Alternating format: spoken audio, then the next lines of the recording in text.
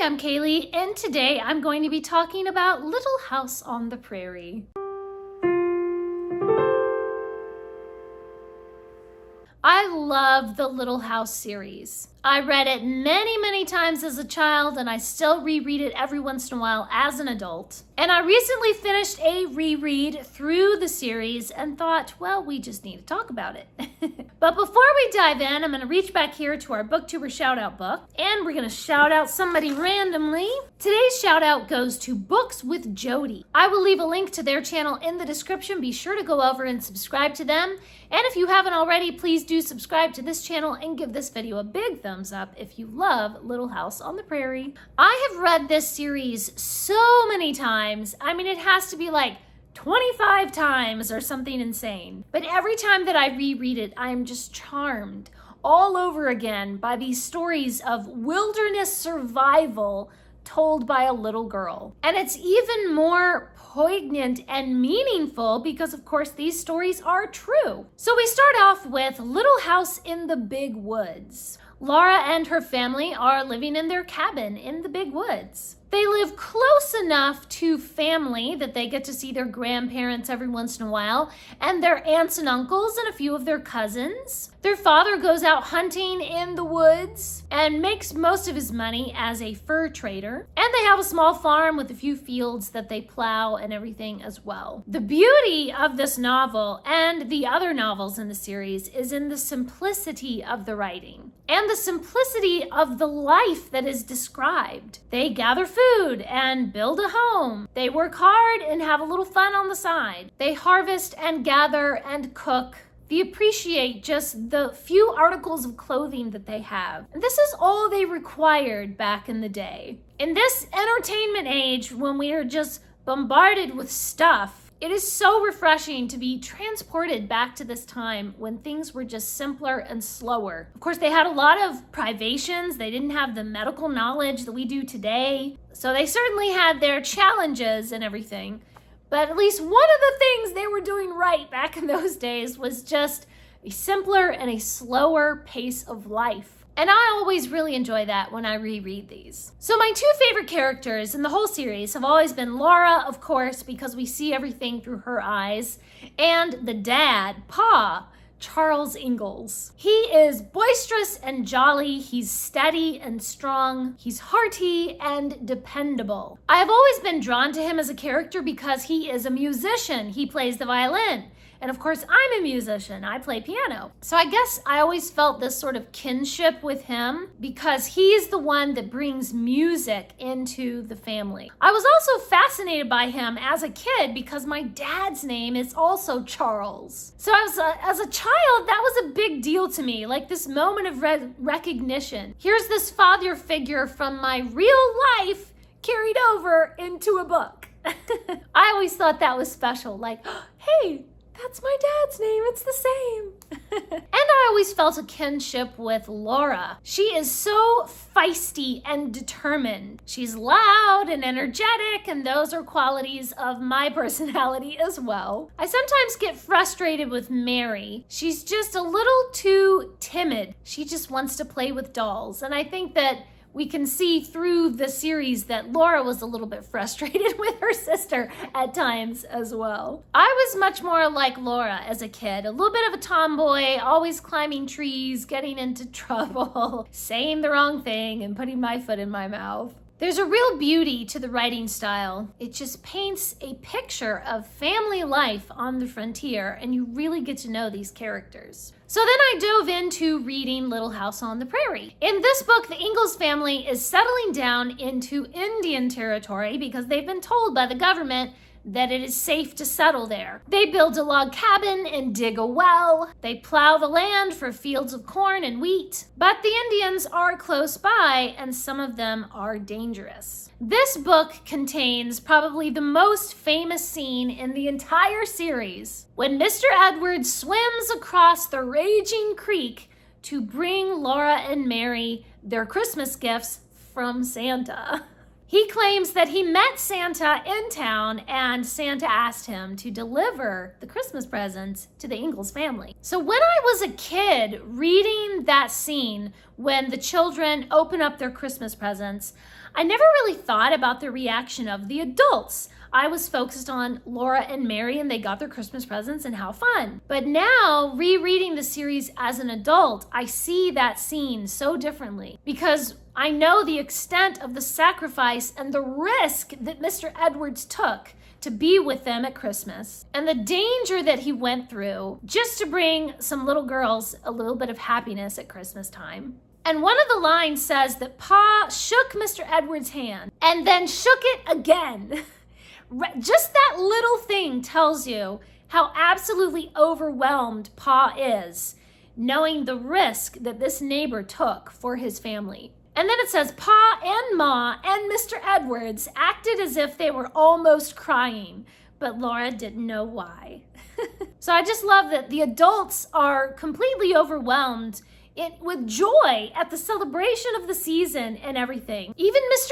Edwards is overwhelmed at the gratitude that the Ingalls family is showing him. And it's this incredible moment of bonding between these neighbors. And they never forget it. Through the whole rest of the series, Mr. Edwards does pop up at least one more time, and they think about him. Even when he doesn't show up, they think about him in other books at Christmas time. This was like such a significant moment in their lives. I just love it. The author really is brilliant at just bringing forward these intense emotions into the scene. And all with a very few words, just a few sentences, but they're so powerful. One of my other favorite quotes from this book is that Laura says that Pa always laughed out loud, and his laugh was like great bells ringing.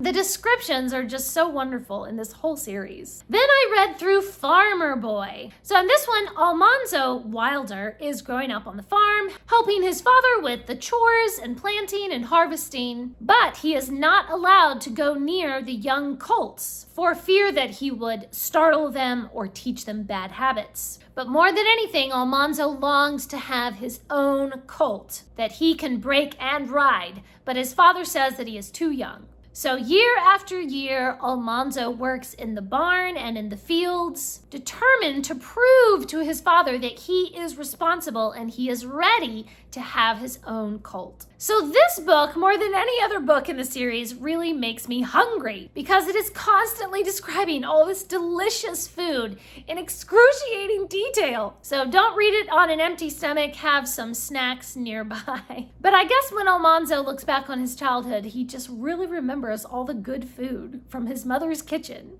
It is really humbling to see how this family, they get so excited over the smallest little things. Maybe they got new shoes, or they got what they call a store-bought hat. It just makes me realize how really rich we all are in this modern age. We don't think anything of getting a new pair of shoes, but we really should be just that grateful for the simplest things in life. Farmer Boy is a fun one, but I don't enjoy it as much as the rest of the series because I just want to hear about Laura. So then I read On the Banks of Plum Creek. In this book especially, I feel like the descriptions of the weather and stuff really come to the forefront. You really get to see how they are just grappling with nature. The descriptions of the struggles and the simple joys of pioneer life are so beautifully written that you can really feel the piercing heat of a summer day or the paralyzing cold of a blizzard. In this book, Laura and Mary are really starting to get a little bit older. They're starting to have more independence. Their parents will sometimes leave them at home on their own and trusting that the girls will get their chores done. But with that responsibility, then sometimes comes the temptation to rebel, especially for Laura. Mary is a goody two-shoes and she is prim and proper. Laura wants to break out and kind of go her own way. So a couple of times she gets in trouble, but she pretty quickly learns her lesson. You really don't want to be a rebel out in the pioneer days, you know. There's too much that could go wrong and you could wind up in a really dangerous situation. This is also the book where we are introduced to Nellie Olson, Laura Ingalls' nemesis. She looks down on Mary and Laura when they go to school because they are just country girls.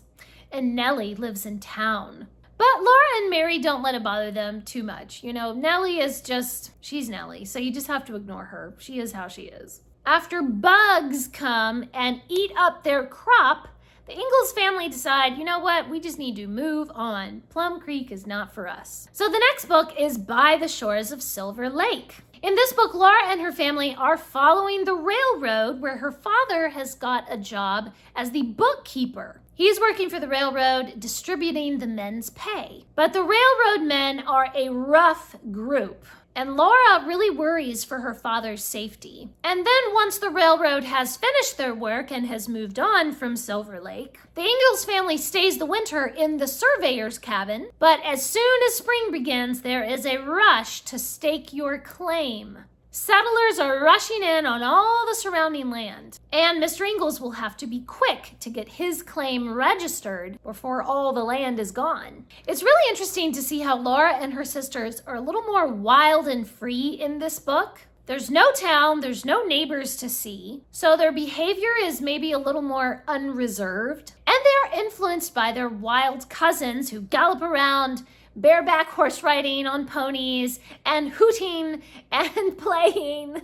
Their mother does not like it though. She urges them to behave properly. And of course to remember to wear their sunbonnets so they don't get sunburned. As in the other books of the series, the greatest enemy to the family is nature itself. They have to survive the harsh winters and the wild weather. But in this book, we also see threats from other people. There are the rough railroad men who swear and get drunk and start fights. There are robbers who will sneak up behind you on the trail, or claim jumpers who would murder you outright just to get the land you're sitting on. But despite all the dangers, the Ingalls family meets the challenges of prairie life with courage and resilience and a cheerful heart.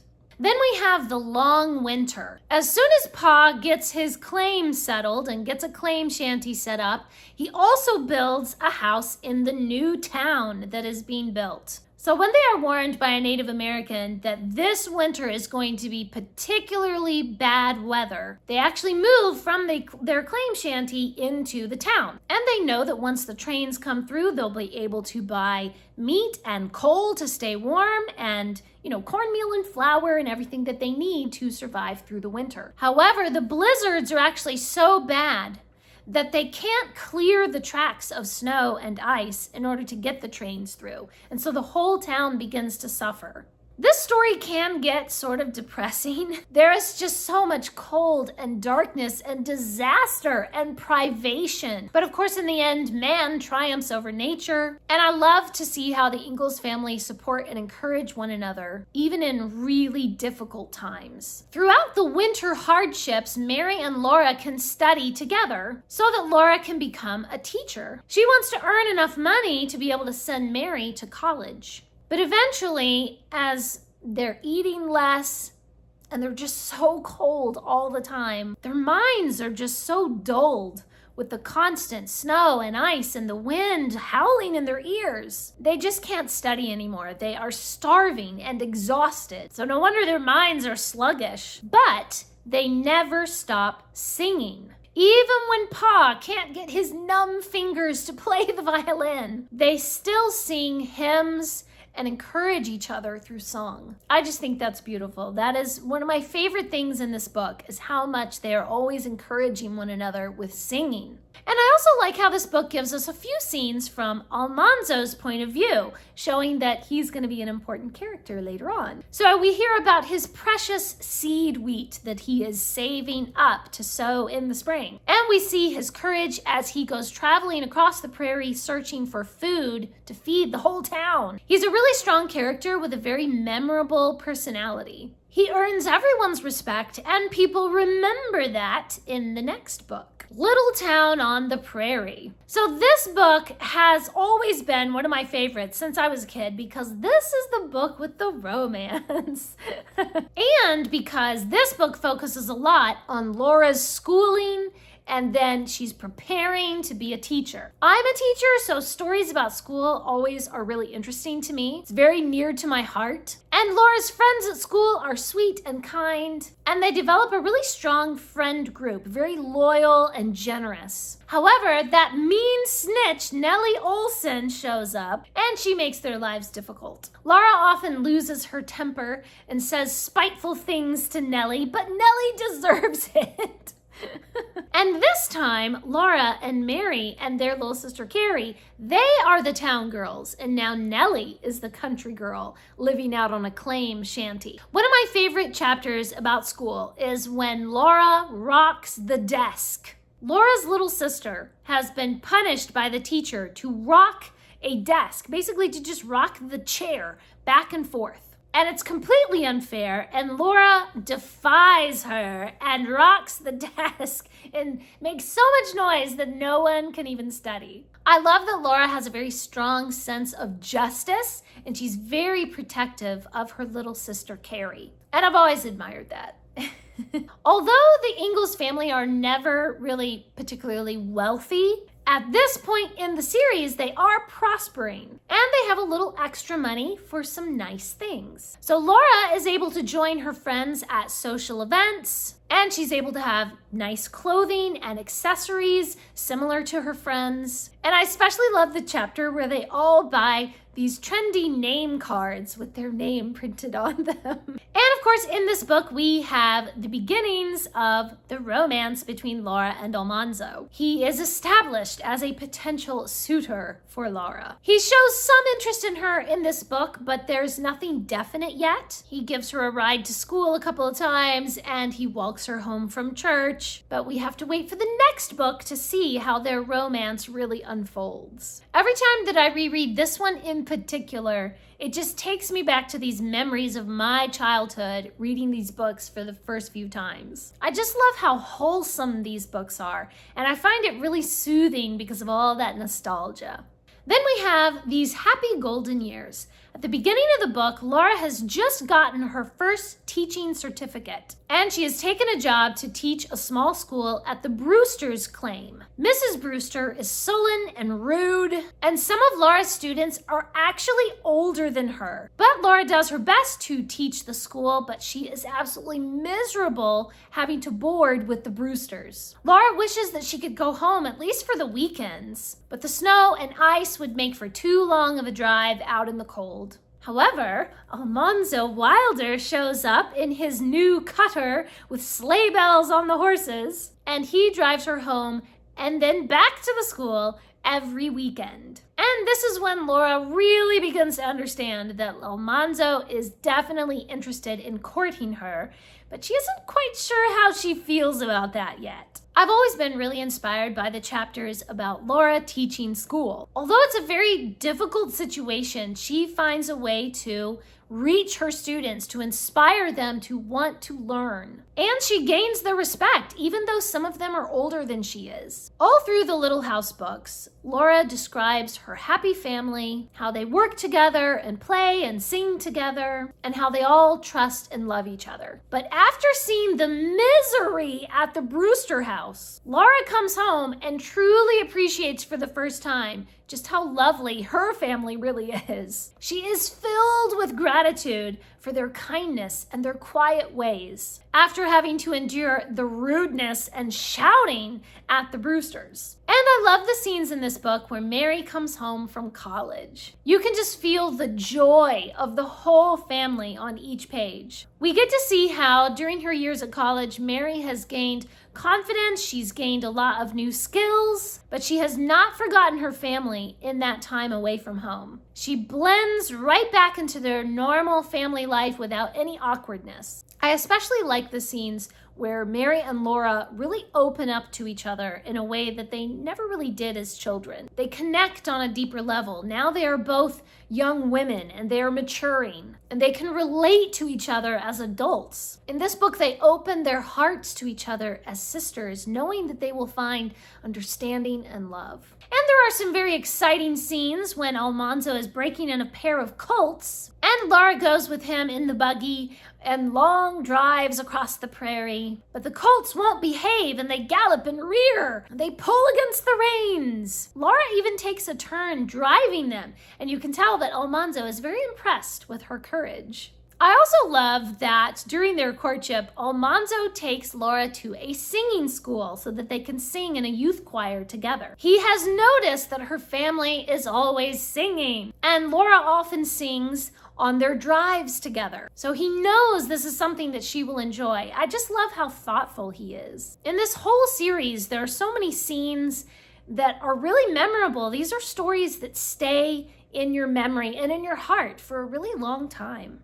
Then we have the final book, The First 4 Years. Laura and Almanzo work hard at farming during their first 4 years of marriage, but they can never seem to get ahead of their debts for farming equipment. Just when they think they'll have a good crop of wheat and be able to pay off their debts, then the weather turns nasty and dashes all their hopes. Their daughter Rose is born, and that brings them a lot of joy. But they also have heartaches and disaster strikes their little farm. Still, they are unified in their love and their determination to triumph over nature and make their farm a success. I love how Laura uses Almanzo's nickname Manly in this book. It's just so adorable. It's really sweet to see how they care for each other and support each other through illness and pain and through happy times of celebration and everything in between. Almanzo is doing his best, but he's not very smart with money. I think he's probably used to having a prosperous farm like his parents did, and he wants to provide those riches for his new family, and so he ends up going into debt. But Laura is used to living in squalid conditions on the prairie. She's used to being content with very little, so she is more careful with money.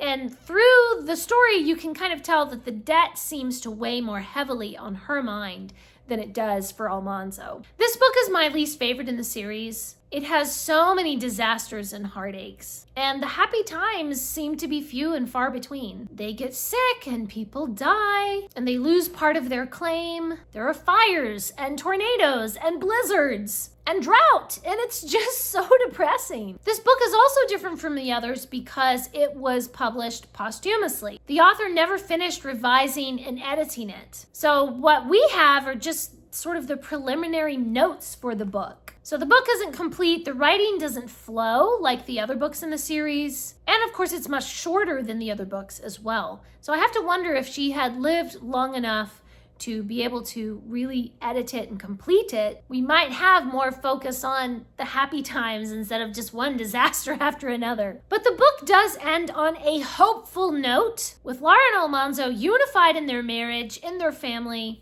determined to make their farm a success, and of course they had long, happy lives together. This whole series is absolutely wonderful. I enjoy it more and more every time that I read it. Once I finished rereading through the series this time, I got inspired to go back and watch the TV series. So I'm almost to the end of season 1 right now, and I've been enjoying the TV series. It starts out following the books pretty carefully, but then by about episode 3 or 4, it kind of deviates off and has all these other storylines. And of course, there are a few things in the TV series that follows the book, but it's kind of fun to see how the TV show reimagines some things that might have happened. Please leave me a comment and let me know who is your favorite character from Little House and what is one of your favorite scenes. Thanks for watching. Please subscribe and remember, the right book in the right hands at the right time can change the world.